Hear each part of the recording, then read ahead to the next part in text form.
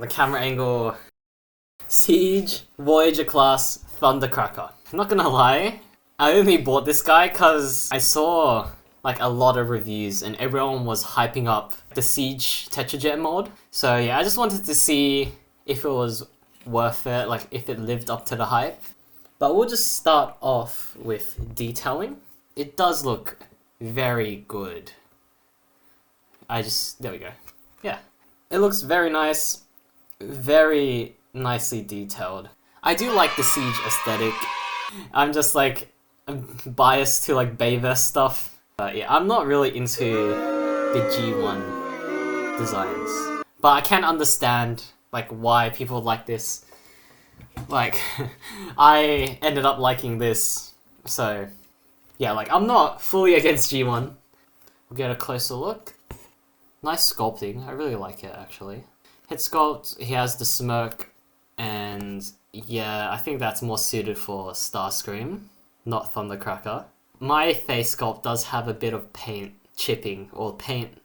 It wasn't chipped, it was like this out of the box, so it was misapplied. It has this nice dry brushing effect that all Seige figures had. I think that's pretty cool. What I don't like is how this part and this part is a bit bare. It sort of stands out a bit. Like, it doesn't match the rest of the figure. Backpack is pretty big, but that is expected because it's a Seeker. It should have wings, so this will just come naturally. I do like these exhausts, or like these intake things at the top.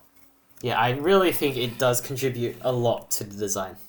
In terms of accessories, it has these two unpainted guns, or null rays, which I think is a bit plain. I do wish they would have painted this better.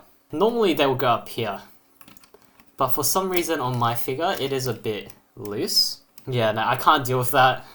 So I'll just put it here. Even though this is incorrect, like accuracy wise, I don't really care because I'm not a G1 fan. It slots in very nicely here. Posability. The head is on the ball joints. It can rotate a full 360. The arms can have full range of motion, can go out this far, 90 degrees. It does have a butterfly joint, which is very impressive.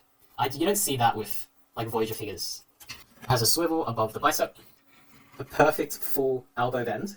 It has a wrist swivel. Legs are unimpeded outwards. It can go all the way sideways and all the way back if it didn't have the backpack.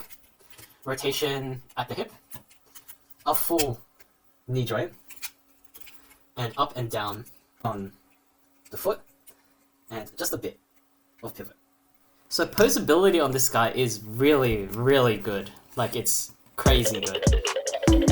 Like, it has butterfly joints, it has a full range of elbow and knee movement. Like, it's actually really good. Overall, very cool design, excellent posability. This robot mode is very good.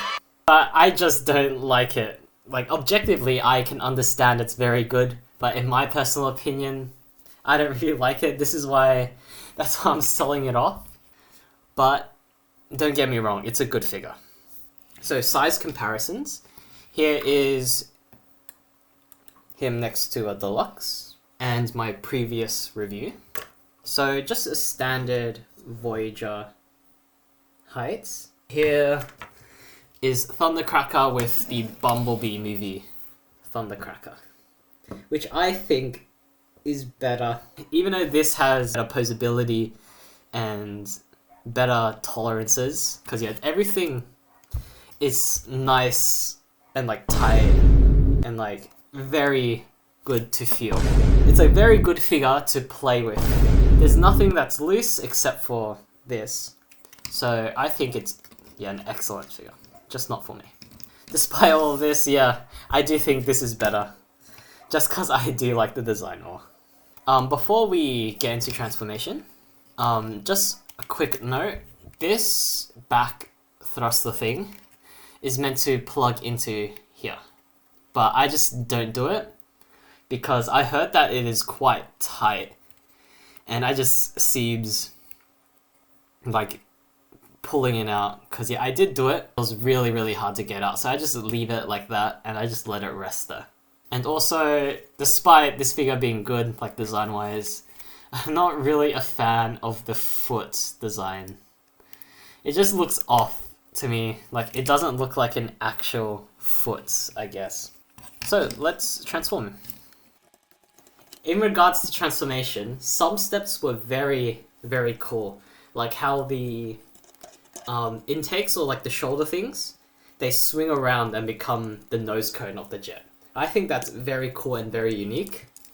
But then there are other things that are a bit less interesting, like how the body, yeah, it just curls up and just sits there, like at the bottom. The main body doesn't really do much in the transformation, and it's, I guess, like borderlining a shell transformer. The body just folds up and then the wings just wrap around it. Overall, it is quite boring, but there is one interesting step. The Tetra Jet Mode looks really good, like from the top angle and like a bit of the side angle. It does look very cool. I like the Thundercracker color scheme. I think the colors look very good. I like the shaping as well. It's like very sleek, very... I like the shape. Like, it's very cool, very aerodynamic.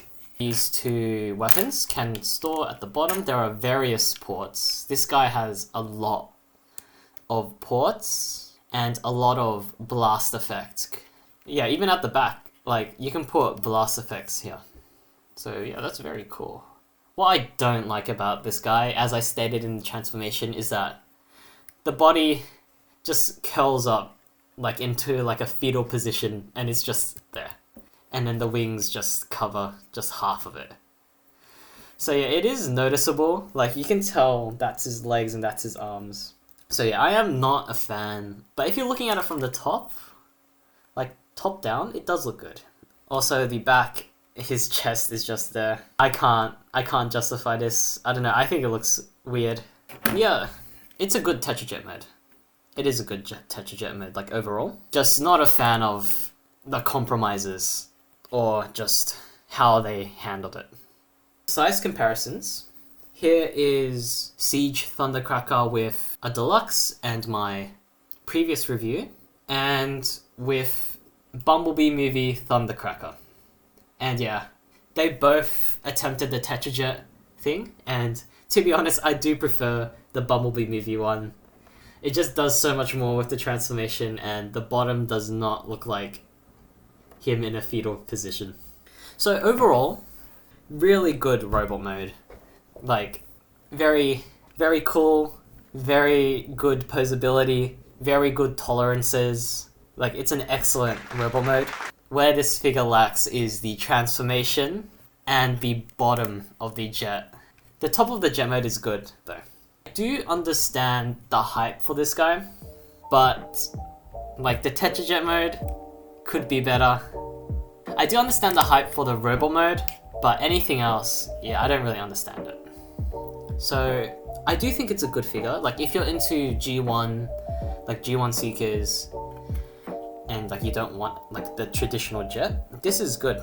Like I do recommend it, but just warning you, the transformation and the Tetra Jet mode, in my opinion, is not the best. So yeah, but if you were to get it, like you would be happy with the robot mode. Like it's an excellent robot mode. Yeah, that's it.